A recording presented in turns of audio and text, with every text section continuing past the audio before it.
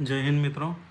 એક કોંગ્રેસનો એમએલએ છે જિગ્નેશ મેવાણી, એનો હમણાં એક વિડીયો આવ્યો અને એવું કહે છે કે મોદીજી ઇટલી ગયા તો મેલોડી ચોકલેટ કેમ આપી, અમૂલની ચોકલેટ કેમ ના આપી, અને પાછું એવું બતાવવા માગે છે કોંગ્રેસના સમયમાં અમૂલ બનાવેલી, મે બી એટલે નહીં આપી હોય. અરે ભાઈ, કોંગ્રેસના સમયમાં અમૂલ બનાવી તો કોંગ્રેસે થોડી બનાવેલી, એ તો ખેડાના ખેડૂતોએ બનાવેલી. એ અમૂલ 250 લીટર પ્રતિ દિવસે ના દૂધ ભરાવાથી સ્ટાર્ટ થયેલી. તો કોંગ્રેસના સમયમાં 1995માં 1100 કરોડનું ટર્નઓવર હતું, જે આજે વધીને 1 લાખ પ્લસ કરોડનું ટર્નઓવર છે અમૂલનું. પહેલાં 50 લાખ લીટર પ્રતિ દિવસનું દૂધ ભરાતું, જે આજે 3.5-4 કરોડ લીટર પ્રતિ દિવસનું દૂધ ભરાવવામાં આવે છે અમૂલમાં. આ ટર્નઓવરમાં કેટલો વધારો થયો? 70 ગણો. દૂધ ભરાવામાં કેટલો વધારો થયો? 6-7%.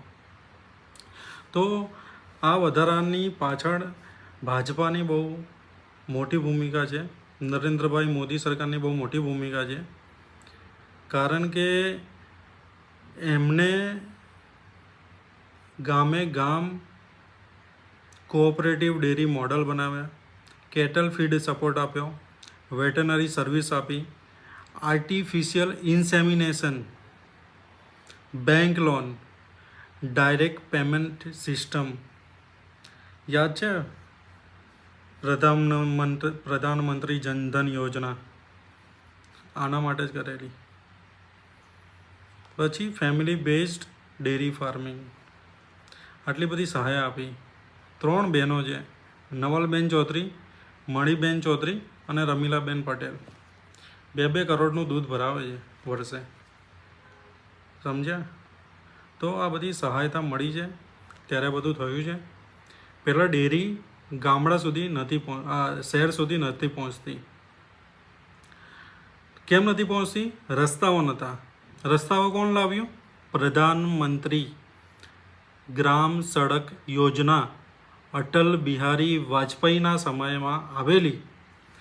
ત્યારે ગામડાઓ શહેર જોડે કનેક્ટ થયા, ગામડાઓ ડેરી જોડે કનેક્ટ થયા. ત્યારે કારણ કે પહેલાં તો 5 ગામડામાં એ દૂધ આવી જતું, અત્યારે બધા ગામડામાં જાય છે દૂધ ભરાવવા માટે ગાડીઓ. તો ઇલેક્ટ્રિસિટી મળી રહી સમયસર, બેંક લોન મળી રહી સમયસર. તો આ બધા ફાયદા છે. અને આજે અમૂલ ચીઝ બનાવે છે, પ્રોટીન બનાવે છે, ચોકલેટ બનાવે છે, આઈસ્ક્રીમ બનાવે છે, પનીર બનાવે છે અને બધી જાતની વસ્તુઓ બનાવે છે. અમૂલ આટલી સારી પ્રગતિ કરી, સેફટી મળી રહી.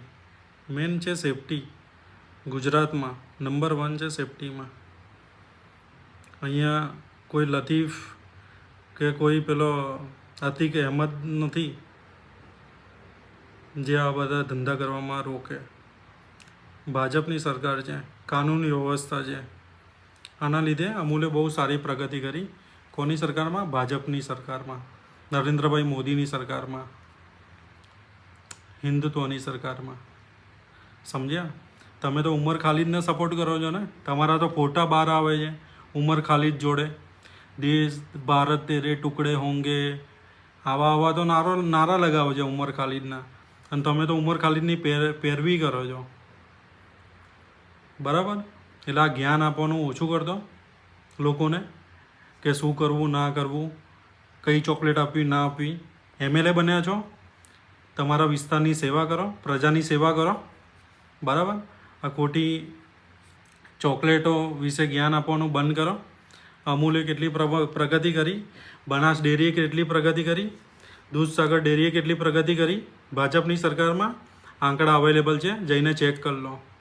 એટલે અમૂલની ચોકલેટ આપી ના આપી, મેલોડીની આપી ના આપી, પાર્લેવાળાની, તો આ બધું ધંધા બંધ કરી દો.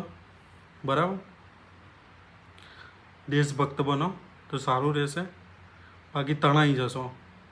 75% તો કોંગ્રેસ તણાઈ ગઈ, તમે તણાઈ જશો. બરાબર? જય હિન્દ. ભારત માતા કી જય.